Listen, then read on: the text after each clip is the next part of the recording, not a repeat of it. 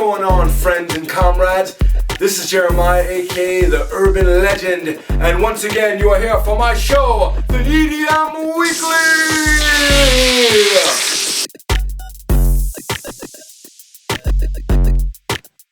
A lot went down over the weekend, including the AMAs. I don't know if you saw it, but there were some really interesting performances, including Lady Gaga with a certain pedophile pisser by the name of R. Kelly?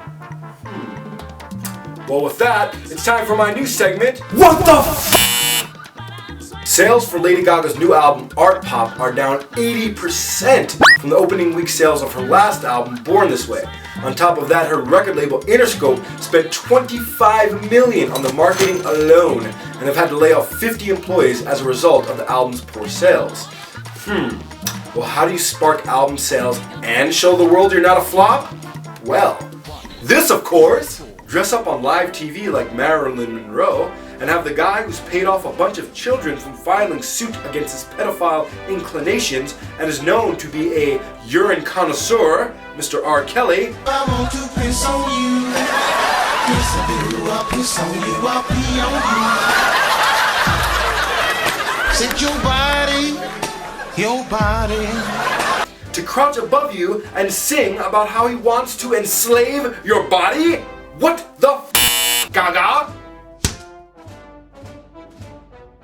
The pop music being churned out in America nowadays is, in my opinion, the equivalent to a disease-ravaged crack whore crawling on the street begging for blowjobs.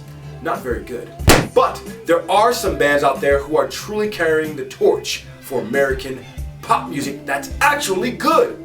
One of them is a band by the name of Phantogram. I heart them. Phantogram is an electronic rock duo from upstate New York. They've released exactly one album to date. They just released a new EP and they are fantastic. I've been on the Phantogram train since they first started, and to prove that and to show you a little bit more about this band that I love so much, I have an interview for you. Surprise, surprise. Check it out. Urban Legend meets Phantogram. Enjoy. 2 steps forward, 2 steps back. We come together cause opposites attract, and you know. Little something. I'm with Josh and Sarah from Phantogram. I love you guys. Just saw your performance and I'm really struck. I felt like energy-wise, it really was equal energy. I felt like you had your thing going on and you were like projecting it. When you came together for the harmony, it was great. How do you think male and female dynamics work as opposed to all male, all female? I don't know if you've had that experience. Go! I think it's a good dynamic, like you have the higher range and the lower to mid range, blending in nicely. And we wanted to, like, each of us sing just to have some contrast vocally. If you're not a huge fan of bands with female vocalists, some people don't. And some people don't like male vocalists. You get a little bit of both. Now you can not like a little bit of us. A little bit and not a whole ton. Yeah. The sound was a bit rough in the beginning. It took a little while and people were starting to grumble and like, oh, what the hell. But as soon as the opening riff and the beat came in, all of a sudden everybody was just like, I guess the energy was just like, whoa. Yeah. That's festivals for you. Like, you don't get the sound check. You just gotta rush up there, set up and play and hope everything works out. When I used to go to festivals before we were in a band playing actual festivals, I thought it was like the best thing ever. Everyone is here together. They're going to play the best they'll ever play in their entire life, and it's going to be great. But I had set aside not knowing that every fucking band that plays in a festival like knows, okay, we got to get up.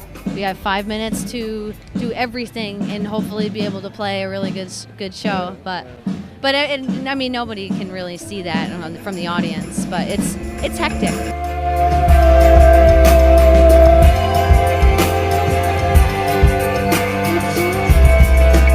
So you used to be Charlie Everywhere, right? And then you changed your name to Phantogram.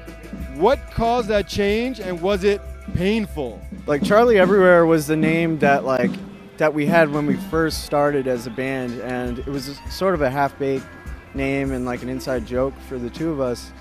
And then once we realized that like our fan base was rapidly growing, and you know, our music was going to be shared with the world. We decided to like, okay, now's the time to like pick a band name that we like. So where did Phantogram come from? Well, we were thinking like Ghost Hands or Phantom Hands or something kind of otherworldly, like you know, like another dimension or like ghosts and stuff like that, or like a message from outer space. We Googled Phantogram, and there's no band named Phantogram. And we also looked up what a phantogram is, and it's like it's an optical illusion. It's a two-dimensional piece that like pops up in 3D, and we thought it was a perfect name for our sound. So in my mind, I'm thinking Phantogram. I don't know if you've seen Superman, where they have those criminals that from the other world, and when they're trapped in that prism thing and they're floating through space, they're trapped in like this. So I'm like seeing you guys in that prism and shit, and you're like going from planet to planet, like spreading your music, but like you use that as your spaceship, you know, and you're in there and you're singing in space on the Phantogram. That's what so you know what? You could use that in the music video. I won't charge you. It's yours for free. All right, cool. Ding. Thanks for catching up with us again on the Urban Legend EDM Weekly on Coool Flame TV. Check us out every Thursday here on Coool Flame, coolflame.com to be exact, for more news, reviews, and interviews on all things electronic music and beyond. See you later.